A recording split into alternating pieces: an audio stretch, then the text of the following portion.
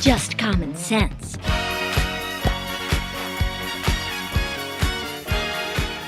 What you see right now, even with the BRICS 2 and the US dollar, Mhm. you know, my prediction is the US dollar literally becomes food stamps. That's why it is the US trash token. Mm. It's going to become purely political money, and that's fine, right? That's what they're asking for. That's what they're going to get. You're going to have to sign up. You're going to have to give them all your info, everything. They're going to tell you what you can buy, what you can't buy. It's going to be the whole thing. You can see it already, right? But the people who have wealth, and in this case energy, don't want to save food stamps, so they're going to need something else. And you're already seeing it, right? There is no more petrodollar.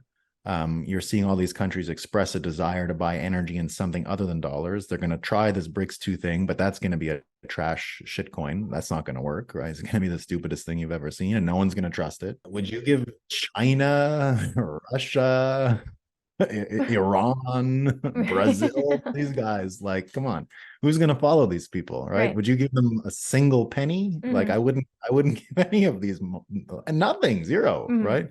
Not one of these systems. Like, would you trust the Shanghai exchange with the global energy markets? Not even close, right?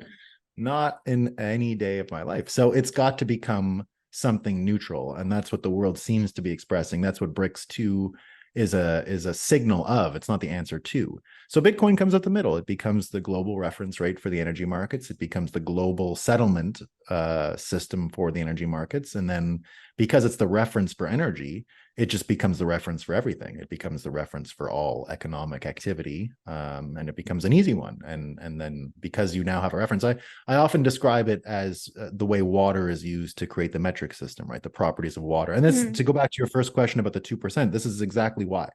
Imagine you had a measuring system for whatever it is. In the case that we use for science, it's the metric system, right? Now we use the metric system because we could actually communicate the metric system to aliens, and they would understand what we're talking about if they were just out there, right? And by that, I mean, we took the properties of water, right? We just said, what does water do? Okay, this is water. We understand water. At this temperature, it freezes, and at this temperature, it boils. Okay, let's make that 0, and let's make that 100, and then we'll just divide it all up evenly between that. And then, well, how much does that, how much space does that take up and under these conditions? Well, that we'll call that a liter. And then what is a liter? And then that's a meter. And then so the whole thing is actually based on the properties of water. Now, when you talk to these economists about targeting 2% inflation, it would be like saying, let's build a whole measurement system, but we'll take the denominator and we'll just change it a little bit every time. So it would be like, now water freezes next year at 2 degrees, right? No, don't worry about it. We just add 2. Don't sweat it, right? It's 1 year. It's fine. 1 year. Sooner or later, none of your numbers make sense anymore, and they can't actually be compared, and there is no more reference. And so if there's no more reference, you end up making it up. You have no choice. So that's really what you want to avoid, right? What you want is what we have with the metric system, is that it can't change. It's just always easy to compare things. And that's all Bitcoin in the end it needs to do, right? It's just to become a way to count the world already. That's even why I use the handle that I do, count BTC. It's like a sovereign royal title, but it's also to say that that's absolutely all you need to do in the end, is just count Bitcoin, and we'll probably be able to take care of all the problems we have running healthy societies. To play devil's advocate, I totally understand what you're saying, but my professor would say the price of Bitcoin is far too volatile. So what would cost you 10 Bitcoin today may cost you 6 Bitcoin tomorrow. Or for instance, when someone bought the pizza for 10,000 Bitcoin, and that was just such a cheap price back then, or whatever it was. At what point or at what time do you think that price volatility will even out? I'd say when it does couple with the energy industry is sort of what I predict, and it would have to do that for my thing to make sense, right? It can't just do that arbitrarily. It can't be measured in pizzas, right? Like that's not a reference. So indeed, I think it is when it couples as closely as possible to the energy supply in the world. So that would be the time. Now, the argument of it being volatile, for sure, right? That's why you hear Bitcoiners say they only measure Bitcoin in Bitcoin. Right. It is the measurement system. So, the 1 Bitcoin equals 1 Bitcoin meme. So I would agree, right? It's not something like, I don't measure to this day. I don't measure cups of coffee in Bitcoin. I don't have any appetite to pay for coffee with Bitcoin. Right. I'm not trying to make it a medium of exchange in that way today. Right. That's not something, and I don't know if it ever needs to be. If you go to these shit places like Argentina that ruin their money, that's how it is. Like, you can buy coffee in the local money. I continue to think you'll be able to buy coffee for US trash tokens and food stamps forever. But in the case of referencing and measuring things, like I measure my wealth, I guess you could say professional freedom I have, right? Or whatever you want to call it, my actual freedom index is how my Bitcoin. And even this past bear market, you didn't even have to have leverage to get slammed in all of your normal things this year. Just corruption alone was enough, right? The SEC and all this fucking activity, pardon my, I don't want to say all these sons of bitches, right? They, what is clearly corruption, the Federal Reserve, the federal courts said it explicitly about the GBDC trust.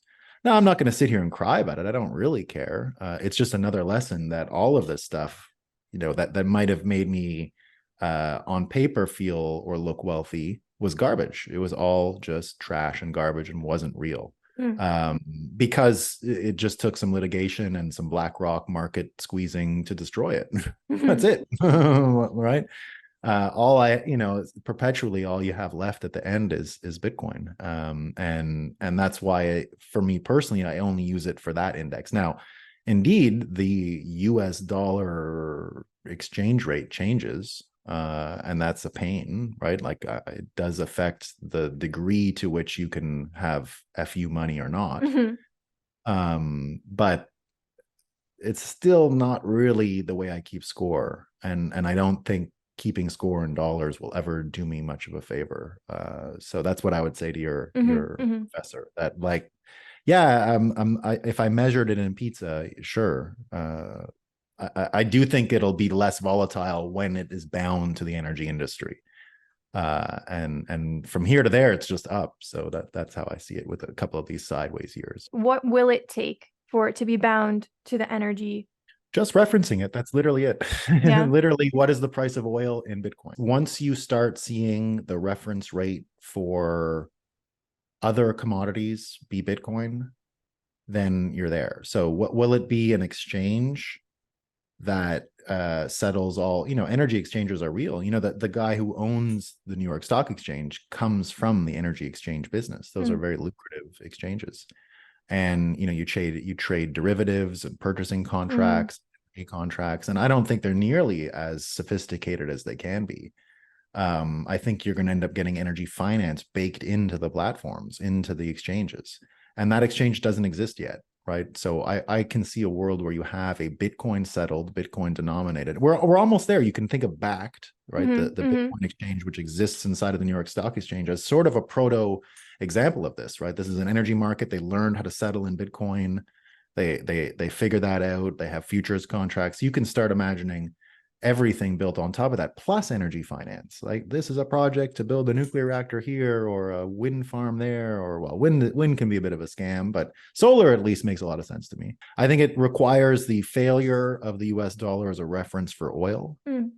Which would require only US inflation, which, guess what? And then a failure of BRICS to create an alternative.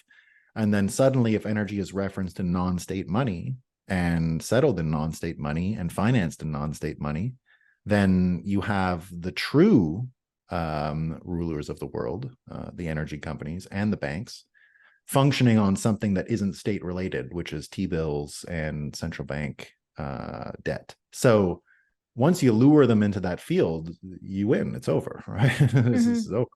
And if you even look at the war in Ukraine, what are we seeing, right? The whole Nord Stream thing. Okay, forget everyone's name for a second. Who allowed Nord Stream to happen? It was US Energy. It would never have happened unless US Energy said, we can cover Europe. We can take that market share. We can handle it. They weren't going to let Europe go cold and die, right? So somewhere along the line, US Energy made that thing possible. All we need to do is tap into their greed, and we should be fine. To just buy into the greed. That's one of the things that I was most intrigued by when I started learning more about crypto, is that the fiat system runs from greed. It pretends like it has elevated to like a more elite and sweet and nice level of human nature that we're all going to work together, whereas crypto leans into greed and it rewards and values greed. And I would rather not hide from the way that humans are. And that was one of the more interesting things, in my opinion.